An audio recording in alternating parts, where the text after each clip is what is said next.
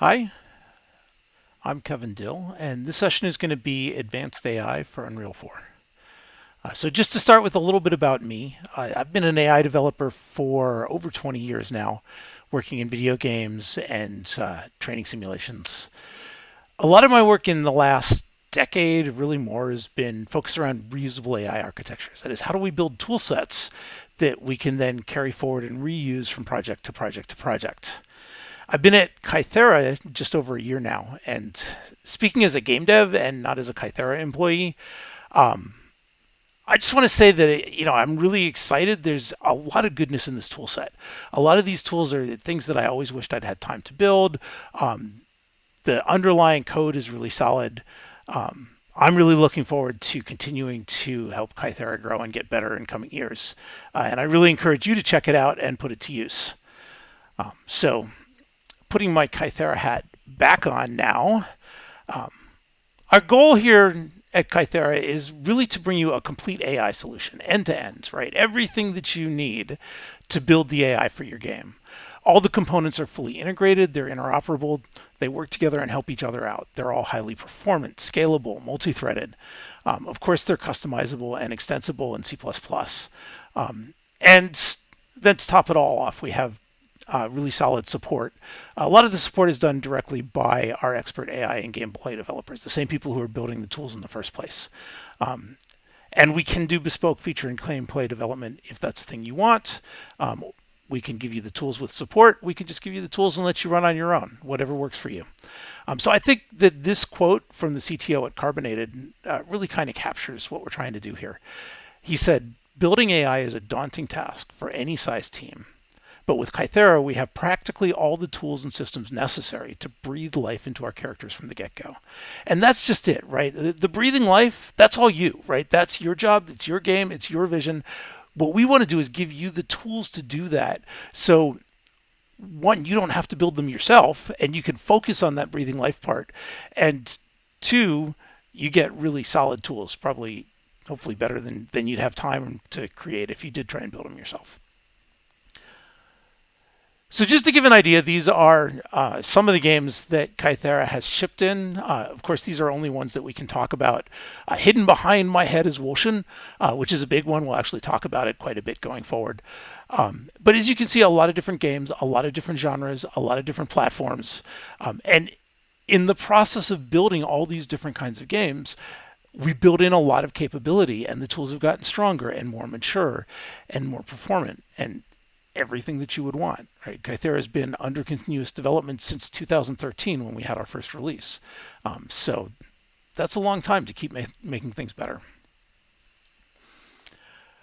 The focus for this talk is not on all of Kythera because there's just not time, but instead specifically on how Kythera differs from the AI tools that are built into Unreal. And the reason that we picked Unreal is because of the game engines out there, it's got the strongest AI support. So just to give you an overview, Kythera supports every AI capability that's built into Unreal at an equal or better level of quality, right? There's nothing that they do that we can't do, and we'll do it at least as well, probably better, in most cases, quite a lot better. We have a number of capabilities that are just not available in UE4 or anywhere else. Nobody else has an end-to-end tool set that covers everything you'll need like we do. We have a broader tool set, so more of the capability that you would want out of the box to help create whatever that unique experience is for your players. And we have overall better performance and scalability. And hopefully that's not surprising, right? I mean, Unreal's a great engine, no question about it. But AI is what we do. We've been doing it for a really long time, and we're really good at it. So it would be kind of sad if we couldn't do it better. So let's start with behavior. This is one area where Unreal's tools are really solid. They have a perception system, we have a perception system, they're both really good. They have behavior trees, we have behavior trees, they're both really good. There are some differences in philosophy, some things where we think, our approach is a little better, they probably think their approach is a little better. Slight differences here and there, but generally speaking, we both have solid entrees in this area. One thing we do have is we have some other decision-making architectures available if you don't like behavior trees, or if you just want to mix it up a little bit. We have finite state machines. And in fact, you can put finite state machines inside of behavior tree nodes, which is sometimes kind of a nice thing to be able to do. And we have something called selection trees. Moving to 2D navigation, where a lot of work gets done, obviously. We both have nav mesh-based solutions. Pretty much everybody's on a nav mesh-based solution at this point. We both can do dynamic generation of the nav mesh. I think ours is probably a little faster, more performant than theirs, but theirs is solid. However, there are some important things that we can do that they can't. The first one is automated nav mesh markup. So if you look down at the bottom left, for instance, you see the character vaulting. If you want to put in navigation links where a character vaults or jumps up to a rooftop or jumps across a gap, climbs up to a rooftop, that kind of thing, in Unreal, you have to hand annotate each of the places where you would do that. We automatically generate all of those, which means that we find all of them, not just the ones that the designers put in. It also means that when you dynamically regenerate the nav mesh, they all get regenerated based on the new nav mesh in real time, and characters can immediately start using them. Same thing with cover rails. So at the bottom right, you can see our cover rails marked up in debug draw. And we automatically find all of the cover points. And with contextual data, right? Is it a pop left? Is it a pop right? Is it a pop up where you're using low cover? So that the characters can animate appropriately for that particular cover point. In Unreal, again, you would have to hand annotate all of that, and then you would lose it any time that the nav mesh is regenerated. Another thing that we do with our pathfinding that we're really pretty proud of is our nav mesh printing. This is a pretty significant optimization. So when you auto-generate the nav mesh, it generates it on all traversable surfaces. But a lot of those surfaces, like rooftops, just aren't reachable. So we can print those out, which by itself isn't that big a deal. It's not that hard to go through the nav mesh, find all of them by brute force, and remove them. But we can do it in real time on the dynamically generated nav mesh, including doing it just in time. If you have procedural levels, you can create a procedural level and the player can immediately start playing, and we're dynamically generating the nav mesh in real time, including printing. That's live in Wolshen, for instance, with their procedurally generated levels. Doing this in real time on dynamically generated nav mesh is quite a bit harder than doing it up front. So that's a feature we're pretty proud of. Once you've got your characters planning paths, the next thing they need to do is not bump into each other, or worse, walk through each other. And avoidance is a really hard problem. It's a problem that the game industry has struggled with since pretty much always. There are a couple different technical solutions out there. The two major ones are steering and Orca. They have different advantages and disadvantages. They have different kinds of looks and feels, and places where they kind of fall down and places where they do well. If you were to roll your own, you would end up with one system, most likely. You would either have Orca, or you would have steering, or you'd do something else. If you use what's built into an engine, you're going to get just one of these, probably Orca, or something Orca-like, which is what Unreal does. We have 3 different state-of-the-art avoidance systems, each with different advantages and disadvantages, but all really solid. So first we've got Orca, which is sort of the industry standard right now. It's probably the most widely used at the moment. That gives you sort of very directed, intentional movement, not necessarily a lot of character to it. Feels the way humans normally walk, probably. But we made some really nice improvements to some of the degenerate cases where Orca typically struggles, cases where characters are not moving very quickly, or where there are a lot of tight spaces. So, maps like this one, for instance, which is for motion, where you've got a lot of nooks and crannies and a lot of characters moving around, and some of them standing still. Orca can kind of struggle a little. Our version does better.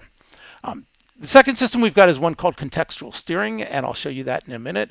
It's based on Andrew Frey's work, which was an extension to Craig Reynolds' original steering algorithms. And then we've made some extensions and improvements and generalizations of our own on top of that. And that'll get you really nice fluid group movement. And one of the things we really wanted to focus with our implementation was getting that fluid movement where you get kind of a horde chasing the player around, but they don't just sort of form a conga line one after another. They mob up a little bit more than that. And you can customize and tweak it on your own, of course. And then the third system is what we call the local avoidance layer, which we believe is unique to Kythera. The idea here is that we cut the other characters out of the nav mesh each frame and then path plan on the results. It's extremely robust and reliable, but it's a little more expensive. So you probably want to use it just for your highest impact characters. In particular, in Wulshan, we used it for the player character because you really want the player character to be the best looking results you can get. And then with other characters, they mixed and matched. So one of the nice things is you don't have to pick just one solution. You can mix and match between them. Contextual steering feels a little different than Orca. And then you can further tune them to make them feel different, which means different characters move in different ways, which is just a really compelling way to tell their story. So this is just a quick video showing contextual steering in action. And as you can see, you get these nice fluid mobs, but they don't just form a line behind you. And all of these videos are cut out of longer videos, and the links are down at the bottom in case you want to go see the full-length version. So moving on, another system we've got in 2D navigation is our 2D formation system. So again, this is from Ocean, which is, we've been doing a lot of work on lately, so it's been a great source for us for some of this stuff.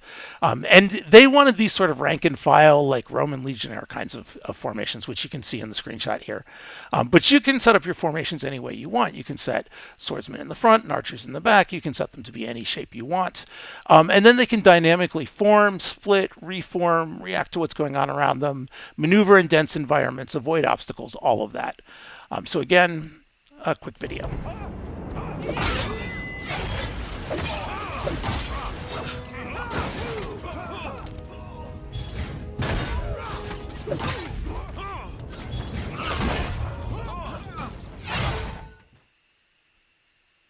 And again, the full-length video is at the link below, and you can probably find some other videos on the website as well. Moving on to 3D navigation. So now we're flying through space, right? Airplanes, spaceships, helicopters, quadcopters, submarines, right? Anything that needs to be able to move in full 3D, not just on a ground plane. Unreal doesn't have a solution for this, right? You'd have to build your own. We have full 3D navigation, right? It's based on a dynamically generated octree. Again, that can be regenerated in real time. We support full pathfinding, avoidance, formations. 3D is tricky, right? You put a lot of work into getting this right, and we've done that work for you. So I think this quote from the creative director at Digital Arrow really captures it. And at Digital Arrow, they worked on Aquanox, which is sort of a first-person submarine shooter. So he said, we're very happy with the Kythera AI.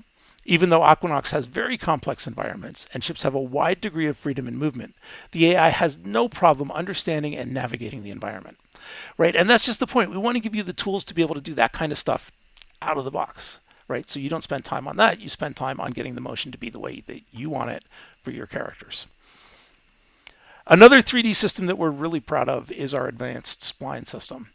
So Unreal does have a spline system. It's nowhere near as strong as ours.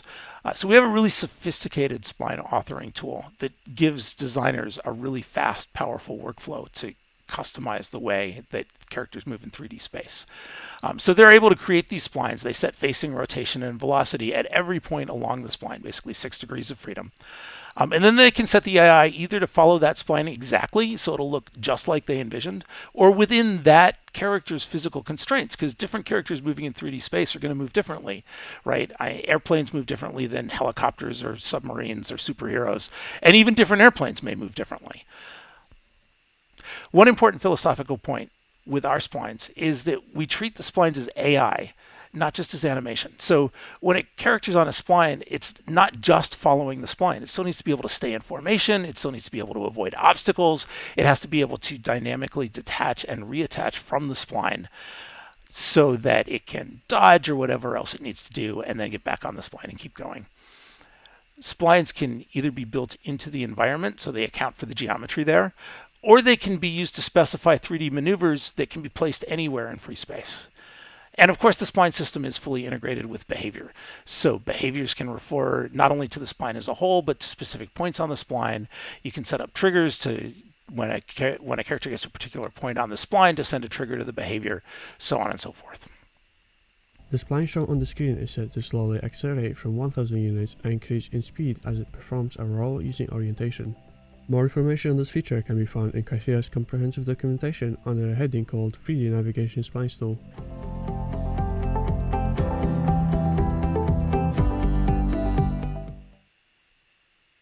And if you want to see more on the tool, you can watch the full video or hit the videos on our website.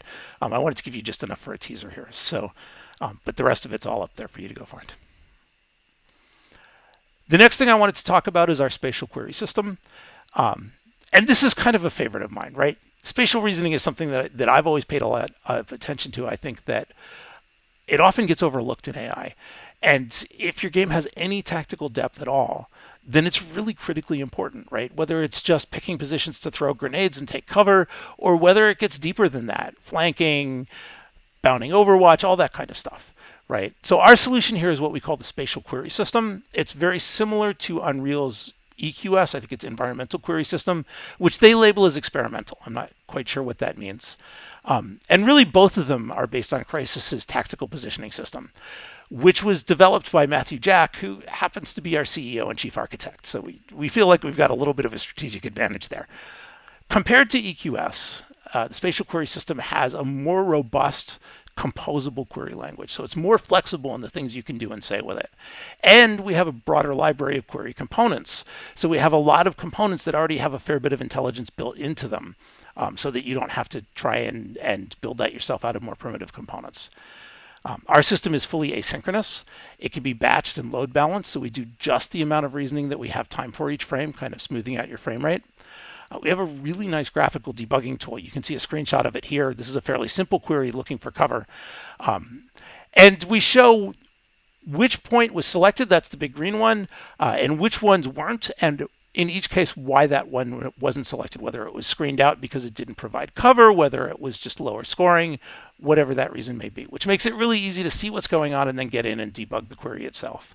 And of course, it's all fully integrated. So the spatial query system is, when it's generating cover, is pulling from the cover system from 2D navigation. It's communicating with the Blackboard, or with the behavior tree. Behavior trees are making queries, communicating via Blackboards, so on and so forth. The last thing I wanted to discuss is the underlying code. So as I mentioned, Kythera has been under continuous development since 2013, and that's a long time. A lot of games, right, and a lot of maturity built into this code base, a lot of bugs fixed, a lot of features added, a lot of capability added. We have an internal tool set that's really, really strong for things like optimizing memory really well, making sure that memory allocations are contiguous, that we can deallocate and reallocate efficiently, and so on and so forth. One example of that is our Blackboard system. So, everybody's got a Blackboard system, but they're not all created equal. Our Blackboard system is extremely performant. It's used pervasively throughout Kythera. Games will often have thousands of Blackboards, tens of thousands of values on Blackboards, dynamically being added and re-added as the AI needs it to communicate between AI components and between the AI and the game layer. In contrast to Unreal, our Blackboards, besides being extremely performant, are also fully dynamic. So in Unreal, you have to compile in any variables that you want to have on the Blackboard, whereas our variables can be dynamically allocated and reallocated, and there's no recompile if you want to change what's there. It's also fully integrated with Unreal. So Unreal Code, Unreal Blueprints can communicate with Kythera via the Blackboard. So this screenshot here, for instance, shows a code snippet of how we're hooking up the navigation links. That includes, both querying the Blackboard and writing to the Blackboard to communicate back and forth with the AI. A couple other details. Of course, we're cross-platform. If we're not on a platform, we probably want to be. So if you don't see something here, that's a good thing to reach out to the biz dev folks. Contact information in just a little bit, or go check out the website. We have turnkey support for Unreal 4 and Lumberyard. Unreal 5 is coming soon. And it's straightforward to integrate with a custom engine or any other engine. It's a little easier if it's C++, but that's not an absolute requirement. And if you've got a custom engine, you can integrate it yourself. You can get us to support you integrating it, however you want to go about that. The last thing I wanted to mention, this boardroom is one of 3 that we're giving today. So this was Advanced AI for Unreal 4, as you know. The next one is Advanced AI for ARPGs, which is going to drill into more detail on some of the work we did on Wolshan. And then the last one is called Great Game Dev AI for All, which is more of a biz dev talk, talking about the details about licensing, demos, all that kind of stuff, support. So thanks for listening. If you want to reach out with questions, anything like that, here's all of the contact information. By all means, get in touch.